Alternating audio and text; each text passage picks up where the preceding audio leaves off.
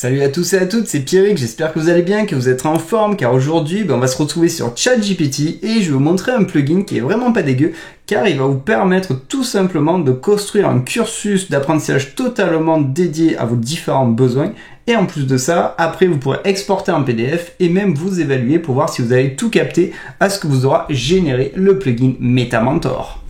Bon, avant toute chose, étant donné que j'ai mentionné plugin, n'oubliez pas qu'il faut un abonnement à GPT+ pour pouvoir faire Mumuse avec les plugins. C'est vraiment la plus-value, enfin une des plus-values qu'a l'abonnement à GPT+. À partir de là, si vous avez un abo, vérifiez quand même qu'au niveau de votre compte, au niveau des settings, vous avez quand même activé la possibilité de pouvoir profiter comme il se doit des plugins. Donc vous cliquez sur le toggle bouton, c'est activé et après vous allez dans le store, vous allez pouvoir vous faire plaisir. Donc justement, je vais dans le store, j'ai un nouveau chat, je vais dans plugin bêta. Je clique ici sur listing et quand vous allez avoir tout en mode listing, parce que là je vois effectivement les plugins sont déjà installés sur mon compte, je vais ici plugin store. Maintenant on a un moteur de recherche. Donc c'est cool et le plugin s'appelle MetaMentor. Ok, et vous cliquez sur Install, moi je vais pas le désinstaller, donc MetaMentor permet de faire un enseignement totalement personnalisé, vous allez avoir pas mal de possibilités d'export. Ok, très bien. Vous avez installé le plug, donc si le plug est installé, vous l'avez dans le listing spécifique. N'oubliez pas qu'on peut activer jusqu'à 3 plugins, mais ce plugin déjà à lui tout seul fait bien le job, mais vous pouvez bien sûr mettre en place des combos. Vous cliquez et après vous faites vos différentes requêtes. La première chose que je vous conseille de faire quand vous allez faire votre premier chat avec le plugin d'activer, c'est lui dire en gros, t'es qui, tu fais quoi? Non d'une parce que c'est important, parce que dans la petite courte description que vous aura mentionné le plugin, vous n'aurez pas toutes les possibilités du plugin. Donc j'ai juste dit, bon, ok, vas-y, présente-moi ce que tu es capable de faire. Donc là, il me fait un listing complet de tout ce qu'il est capable de faire. Donc n'oubliez pas, c'est dédié à la mise en place d'un cursus d'apprentissage pour créer des cours ou pour se permettre de réviser certains types de cours ou pour apprendre de façon autonome. Il y a quand même vachement de possibilités, parce que la cible, ça peut être à la fois des étudiants ou quelqu'un qui va apprendre de façon autonome en fait pour être suivi, pour être guidé, ou à la fois des intervenants ou des profs qui voudraient s'appuyer et être aidés pour construire leur cursus d'apprentissage sur une thématique spécifique. Donc ce qui est plutôt fort, donc là il me dit ok, je peux créer des PDF, je peux créer des leçons, je peux enlever des leçons, je peux rajouter des éléments, chercher des livres, je peux créer un examen, je peux corriger l'examen, mais c'est beau tout ça. Franchement, ça fait rêver sur le papier. Et après, en général, quand le plugin me fait listing, je lui dis ok, vas-y, fais-moi un petit résumé rapide, comme ça, ce sera plus simple à voir la plus-value du plug. Donc c'est ce que je lui ai demandé. Et donc là, il me dit MetaMentor, c'est un outil d'apprentissage interactif qui génère des plans d'études personnalisés, du contenu pédago, ok, pour un objectif d'apprentissage spécifique, ok, très bien. Il va vous permettre d'avoir des fonctionnalités pour créer et gérer des sessions d'apprentissage, construire des guides avec des leçons et sous-leçons, expliquer et développer les sujets et même créer des examens avec des questions, des réponses et limites de temps. Waouh!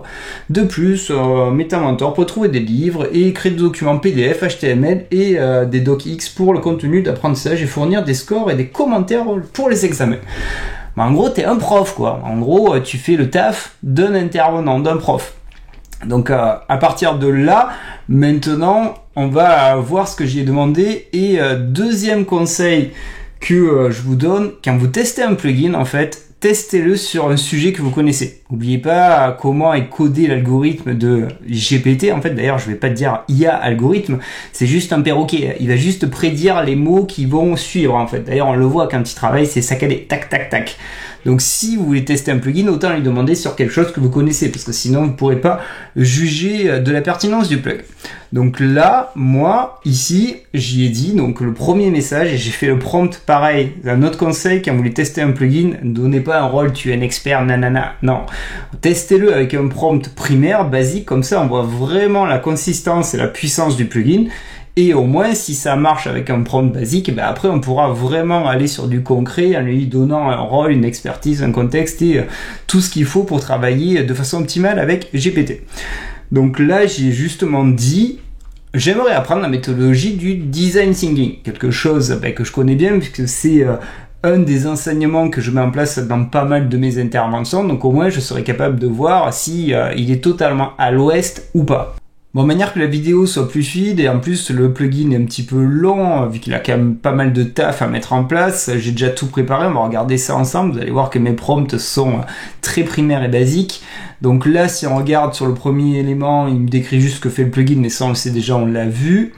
Et là, il commence à me montrer, enfin, on voit le taf qu'il a mis en place. Donc, il a fait plusieurs chapitres. Le premier, c'est l'introduction au design thinking avec des sous-chapitres, la définition, l'histoire, l'importance, ok.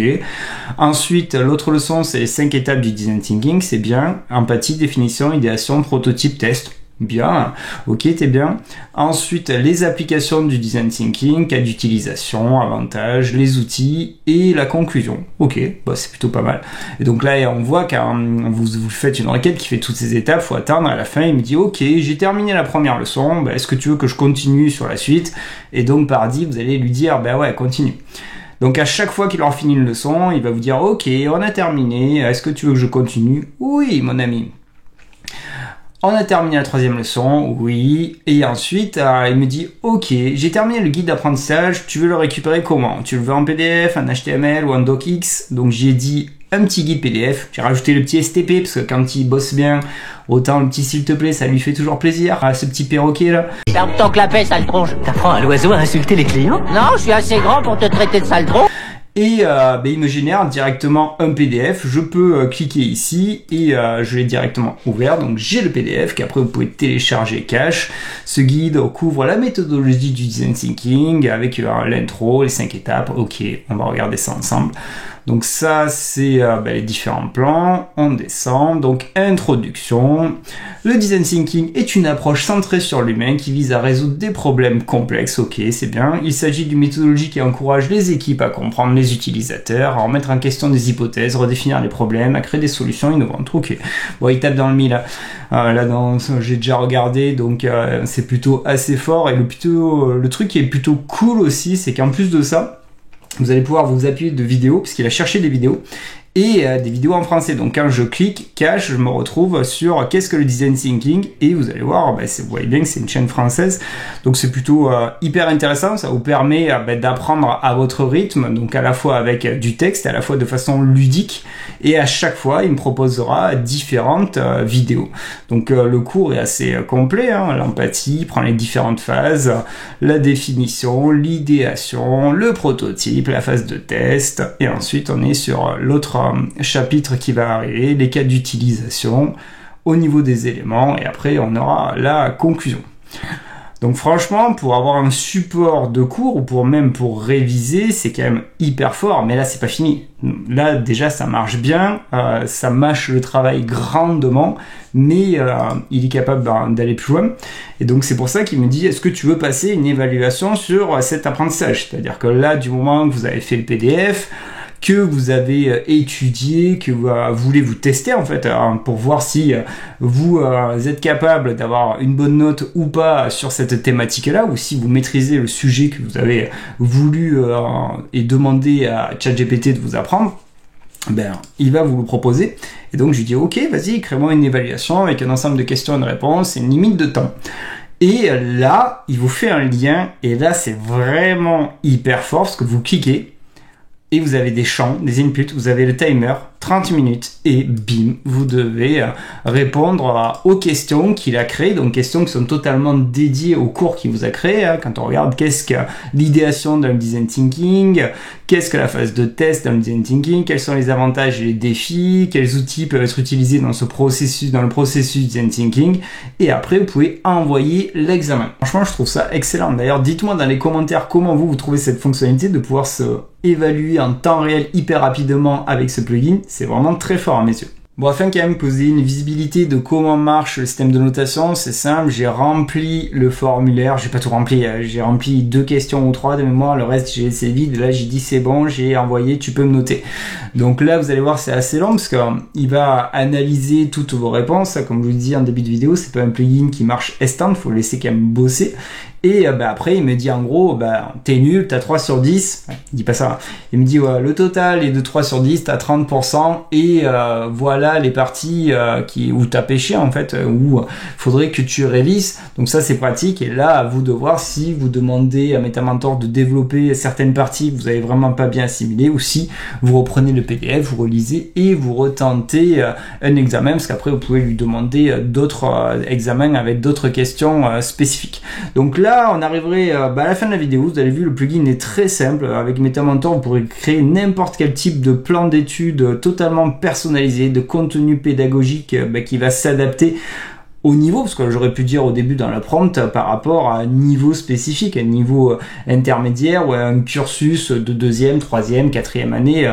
Là, c'est libre à vous d'aller compléter le prompt pour totalement répondre à vos différents besoins. Mais c'est un plugin que je trouve hyper efficace et qui pourra aider pas mal de personnes, que ce soit des étudiants qui veulent réviser leur enseignement, que ce soit des intervenants qui veulent s'aider à mettre en place des supports de cours. Il y a vraiment pas mal de possibilités avec ce plugin. Et du coup, j'espère que vous avez trouvé cette vidéo utile et que vous avez bien kiffé la vidéo. Si c'est le cas, faites-moi exploser les likes. Comme d'hab, si vous voulez louper aucune autre des vidéos, vous avez la petite cloche, vous cliquez, comme ça vous serez notifié à chaque fois que je publie des nouvelles vidéos. Et si vous voulez soutenir la chaîne, et ça c'est important pour l'algorithme YouTube, ça aide vachement, et en plus de ça c'est motivant par rapport au travail que je mets en place, abonnez-vous. Allez, je vous dis, portez-vous bien, testez-moi ce plugin, et je vous dis à bientôt pour de nouvelles aventures. Salut, ciao ciao.